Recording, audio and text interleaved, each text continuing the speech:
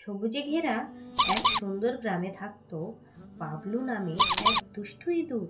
সে থাকতো ধান ক্ষেতের ধারে ছোট্ট একটি গর্তে।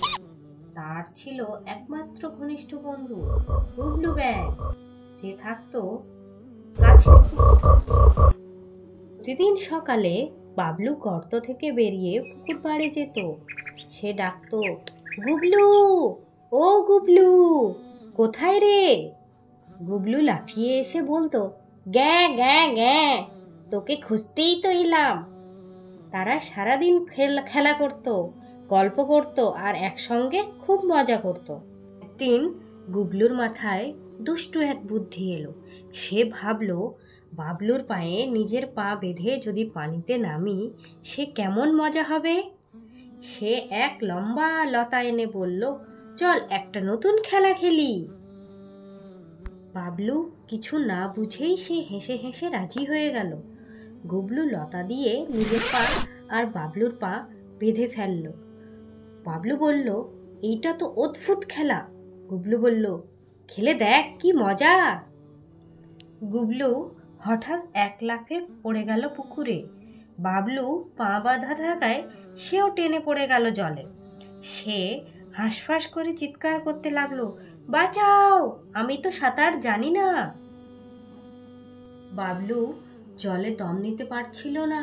সে ছটফট করছিল, কিন্তু কিছুতেই উঠে আসতে পারছিল না। গুবলু তখনও গ্যাঁ গ্যাঁ করে মজা নিচ্ছিল। শেষে বাবলু একদম চুপ হয়ে গেল। কিছুক্ষণের মধ্যেই বাবলুর দেহটা ফুলে জলে ভেসে উঠল। তখন গুবলুর মনে হলো, এ তো বড় ভুল করে ফেললাম। সে উঠে আসতে চাইল, কিন্তু পা তো বাঁধা। সন্ধ্যা নামছে, দূরে আকাশে উড়ে বেড়াচ্ছে এক প্যাঁচা। নাম হলো টিপু প্যাঁচা। সে হঠাৎ দেখতে পেল জলের উপর ভেসে আছে মোটা এক ইঁদুর। সে ভাবলো, আজ তো একেবারে রাজকীয় খাবার। টিপু প্যাঁচা এক ঝাঁপ দিয়ে তুলে নিল বাবলুকে আর সঙ্গে বাঁধা গুবলুকেও। সে নিয়ে গেল তাদের গাছের ডালে আর মজা করে খেলো দুজনকেই, একজন মরা আর একজন মূর্খ। তাহলে ছোট বন্ধুরা, আমরা এই ঘটনার পর কি শিখলাম? বন্ধু মানে বিশ্বাস। দুষ্টু বুদ্ধি দিয়ে কাউকে ঠকালে তার ফল খারাপই হয়। তাই তোমরা সবসময় ভালো বন্ধু হবে, মজা করবে, কিন্তু কারো ক্ষতি করবে না।